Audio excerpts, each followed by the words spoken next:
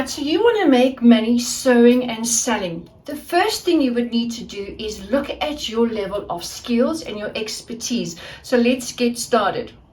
First thing would be okay, what kind of skills do you have? Are you a beginner, an intermediate? Are you advanced level? Are you a fashion designer?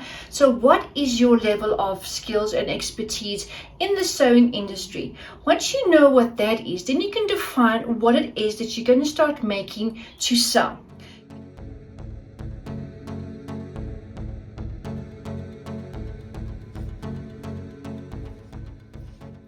If you're just beginning and you don't have that extra confidence in yourself as yet, maybe start with something really small like tote handbags. You will test it out in inexpensive material, make a couple of samples up until you know that it's absolutely perfect to sell. And then of course, step into the more expensive fabrics and prints and designs and ideas, putting it together, creating your own unique look with your tote bags.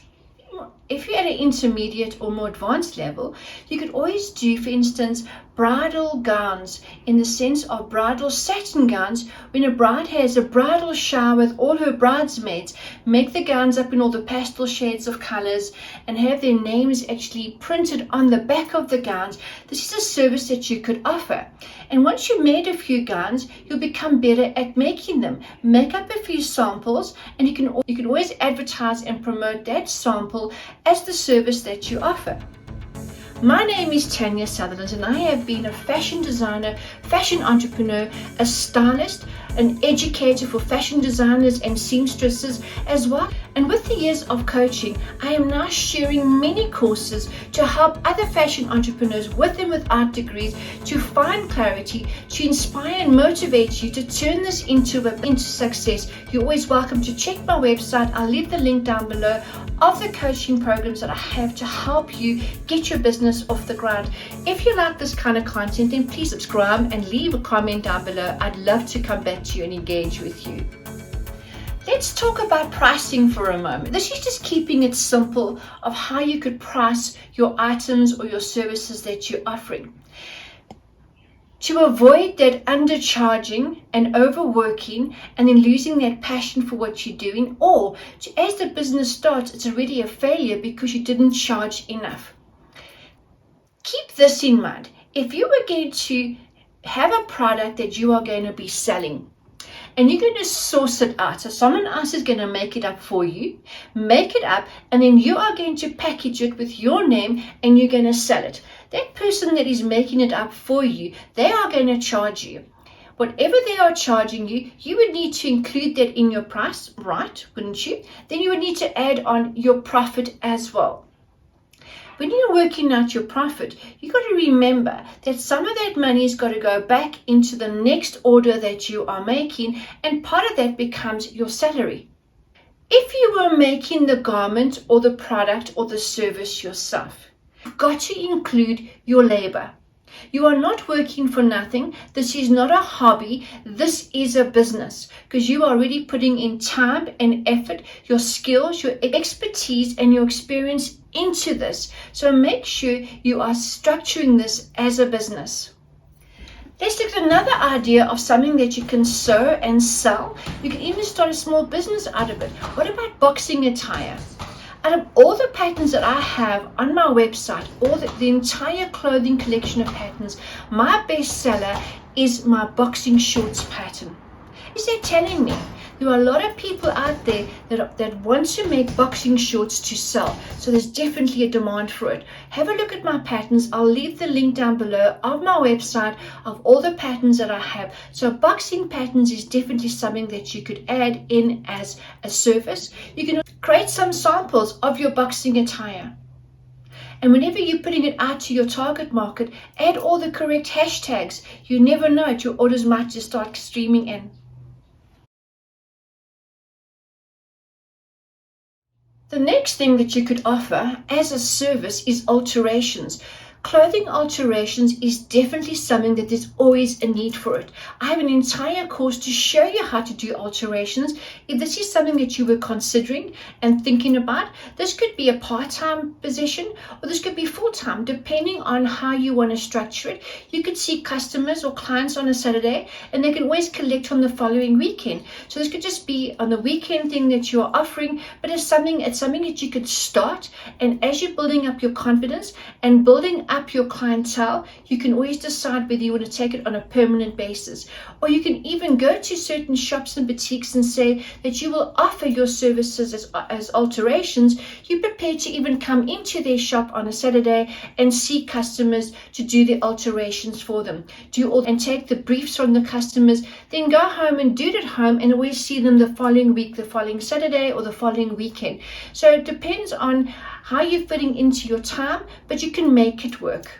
If you're at more of an advanced level, here's another idea that you could look at. You could always do denim jackets or make denim jackets in different colors, in different fabrics, bringing in braid and embellishments and some sequins or different color piping, or have fun bringing in embroidery. I will leave the link down below of some of the denim jackets that I have made from my denim pattern. That is definitely also a very good seller for me. So this is something that you could also offer as well.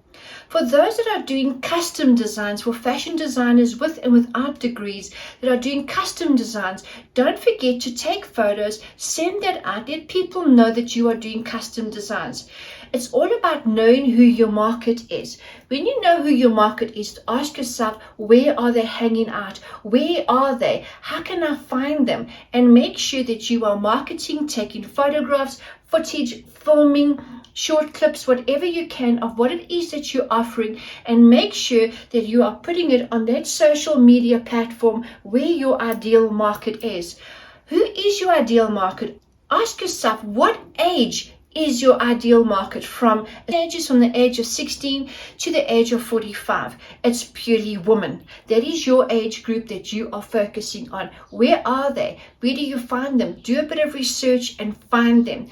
If it's just men, from what age to what age? What are they doing? You are looking for the men that are doing boxing. So from what age? Could be the age of 15 or even younger to the age of 35. Where are they hanging out? Start connecting on Instagram with all those particular groups that are actually focusing on boxing, and on Facebook. Find them on the boxing platform, on YouTube. Make sure you add all the hashtags, etc., or whatever area, whatever market. Make sure you're following your tribe, your audience, your potential customers in that particular area. How would you sell your stuff? Either on social media, or you can actually look at places like Amazon. Whatever country that you are in, they might have smaller type of online companies that really do all the marketing for you, and they just take a small percentage of your actual price of your garments or your products. Look at places like that as well. If you want to make a little bit of stock, believe in yourself. If you have self-doubt, ask yourself, where I am right now, whatever the date is today, where will I be next year this time? I'll be in the same place if I don't make these changes and believe in myself, be the entrepreneur that I know that I am, and take the first steps. If you are feeling insecure and you think it's too much for you, start with small baby steps, and don't forget, every achievement that you accomplish, every accomplishment that you achieve, that is a stepping stone, building up your confidence, leading you closer to where it is that you want to go. Entrepreneurs are people that have got courage and they believe in themselves, and I'm sure you've got that too. So absolutely believe in yourself, and even if you have to do affirmations every day to say I am successful, I am fucking amazing, then do it. Tell yourself all the time how amazing you are. Believe in yourself. Make sure you don't have any negative thoughts in your mind. Get rid of them and plant them with positive thoughts and positive beliefs. It's part of being an entrepreneur. You're going to have days when you doubt yourself. You're going to have days when you have a lot of enthusiasm and a lot of drive. And on those days, get as much done as possible.